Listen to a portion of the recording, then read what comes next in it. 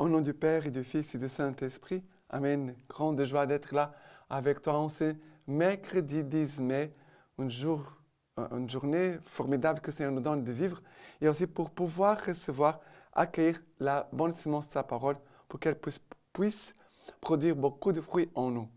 Alors, la première lecture d'aujourd'hui, c'est Actes des Apôtres, chapitre 15, à partir du verset 1.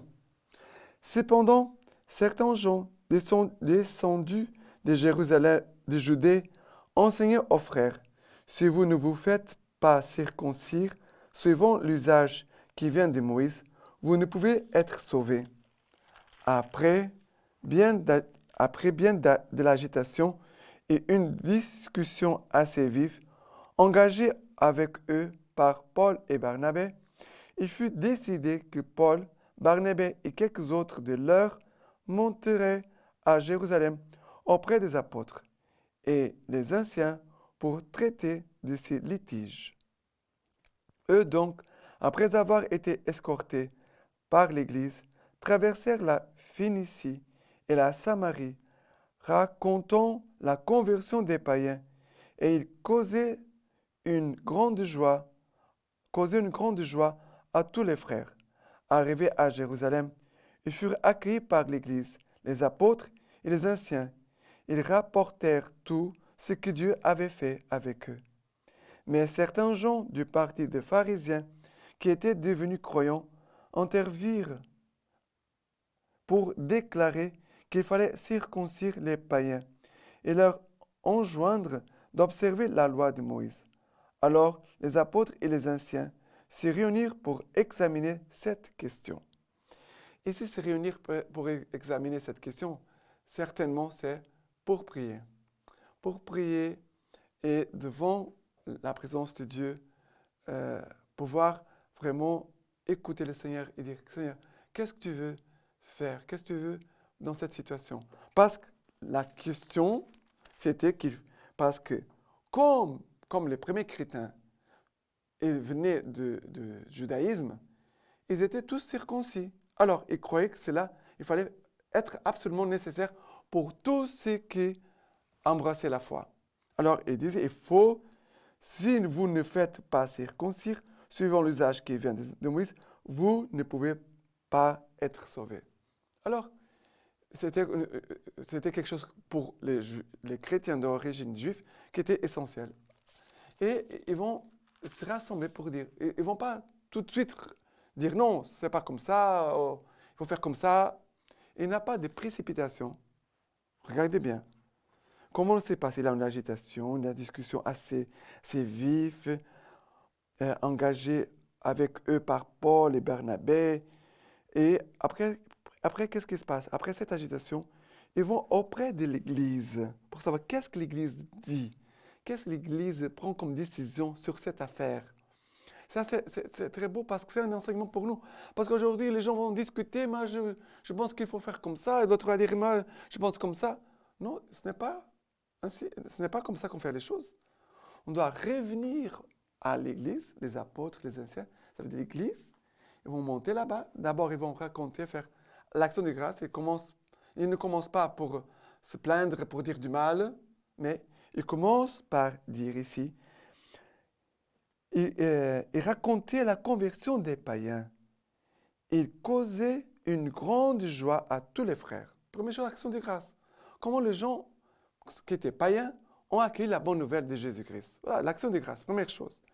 Et après, qu'est-ce qui se passe? Ils vont être accueillis par les apôtres, les anciens, et ils vont rapporter tout ce que Dieu avait fait avec eux. Qu'est-ce que Dieu a fait?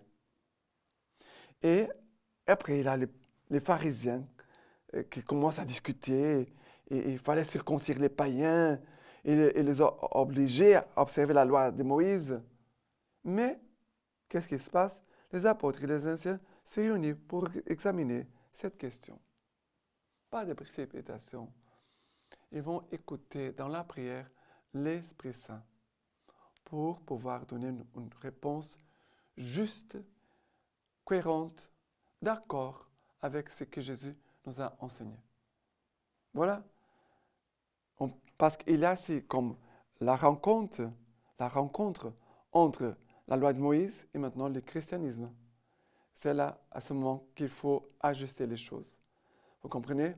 Parce que Jésus ne va pas, l'Église ne va pas abolir tout ce qui était avant, mais maintenant, il y a des choses qu'il faut ajuster. D'accord? Parce que nous ne sommes pas des juifs, nous sommes des chrétiens. Nous sommes chrétiens, nous ne sommes pas juifs. Les juifs vont suivre la loi de Moïse. Mais nous, les chrétiens, on va suivre Jésus-Christ, Seigneur, notre Dieu. Pour les juifs, c'était Moïse. Et les juifs, ils attendent encore le Messie. Pour nous, le Messie est déjà venu. Vous comprenez? Maintenant, le psaume d'aujourd'hui, c'est le psaume 122. Le psaume 122, à partir du verset 1. Quelle joie quand on m'a dit, allons à la maison du Seigneur. Enfin, nos pieds s'arrêtent dans tes portes, Jérusalem. Jérusalem bâtie comme une ville, où tout ensemble fait corps, là où montent les tribus du Seigneur. Et pour Israël une raison de rendre grâce au nom du Seigneur, car ils sont là, les sièges du jugement, les sièges de la maison de David.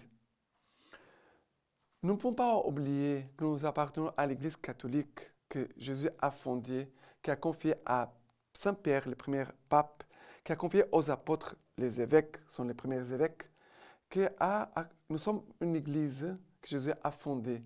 Et notre Église, elle a la tradition, ça veut dire tout ce qui, au long des siècles et des siècles, l'Église a vécu, et a dû donner une réponse pour les questions de la vie, mais aussi il y a les magistères, ça veut dire ce que les évêques nous enseignent. Comment les évêques conduisent, notre pape bien sûr, et les évêques conduisent notre Église aujourd'hui. Par exemple, aujourd'hui nous sommes en train de vivre un temps synodal. L'Église est en train de vivre un synode.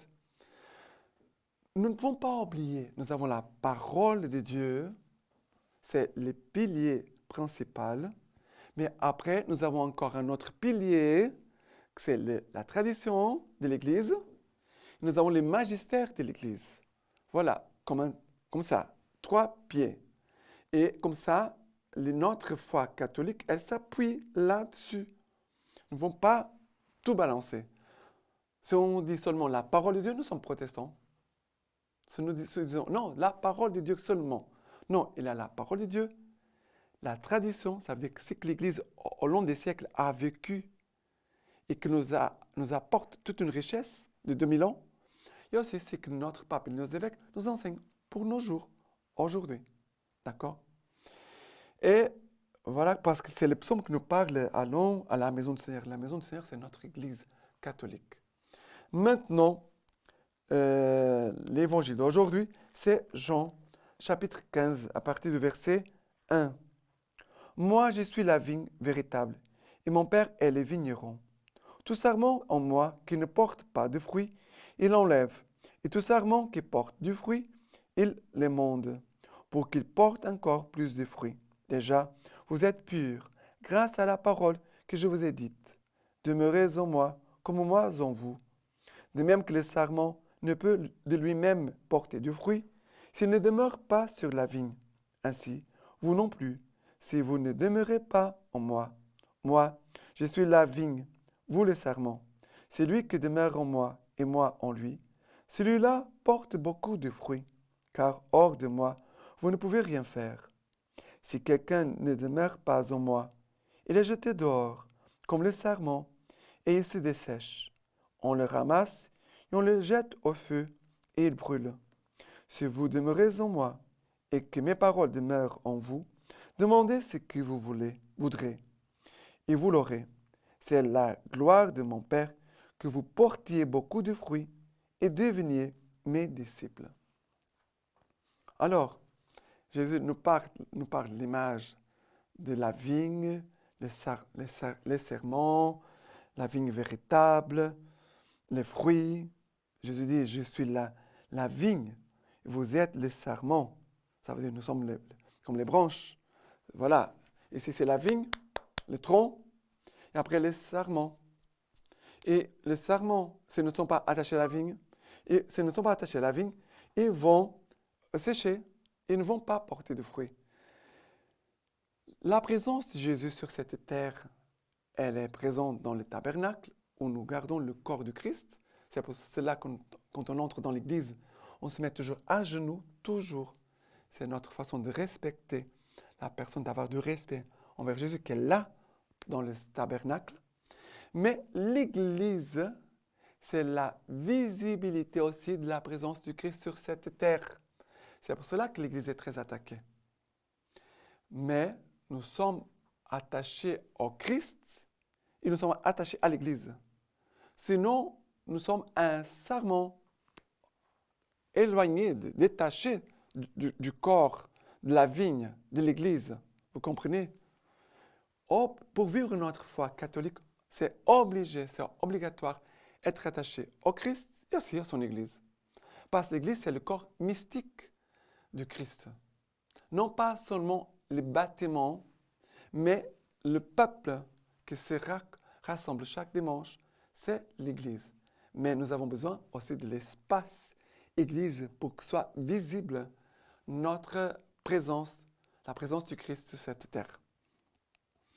Et voilà qu'ici, Jésus va dire à la fin, « Si vous demeurez en moi et que mes paroles demeurent en vous, demandez ce que vous voudrez et vous l'aurez. » Attaché au Christ et à son Église par l'écoute de la parole, parce que c'est l'essentiel. C'est l'essentiel. L'écoute de la parole de Dieu pour être attaché au Christ et à son Église. Parce que la parole de Dieu nous dit qu'est-ce que nous devons vivre et ce que nous devons faire et ce que nous devons être. C'est la gloire de mon Père que vous portiez beaucoup de fruits et deveniez mes disciples. Voilà. Le but, c'est devenir disciple du Christ. Voilà ce que le Seigneur veut pour chacun de nous, que nous portions beaucoup de fruits, que notre fruit demeure, car c'est là la gloire du Père, de voir porter les fruits. Quels sont ces fruits? Les fruits de conversion, les fruits d'évangélisation, les fruits de sainteté. Voilà les fruits de conversion, d'évangélisation et de sainteté. Ça veut dire notre vie, notre façon de vivre. Que nous puissions demeurer dans l'amour du Christ et demeurer dans ses paroles et que nous puissions vraiment être des bons disciples du Christ pour que nous puissions donner un bon témoignage de notre Église catholique et aussi de Jésus qui est vivant là au cœur de son Église. Maintenant, la lecture patristique d'aujourd'hui de Saint-Hilaire. Si véritablement le Verbe s'est fait chair, c'est vrai véritablement aussi que nous mangeons le Verbe incarné en communion au banquet du Seigneur. Comment ne doit-on pas penser qu'il demeure en nous par nature? Ceci enseigne la parfaite unité réalisée par le médiateur, tandis que nous demeurons en lui, lui-même demeure en nous.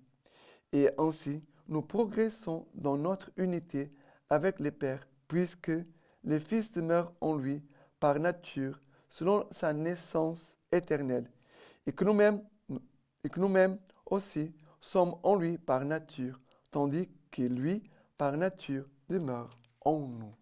Maintenant, je vous laisse la bénédiction par les mains toutes pures, la Vierge Marie. Que Dieu Tout-Puissant vous bénisse et vous garde, le Père, le Fils et le Saint-Esprit. Amen.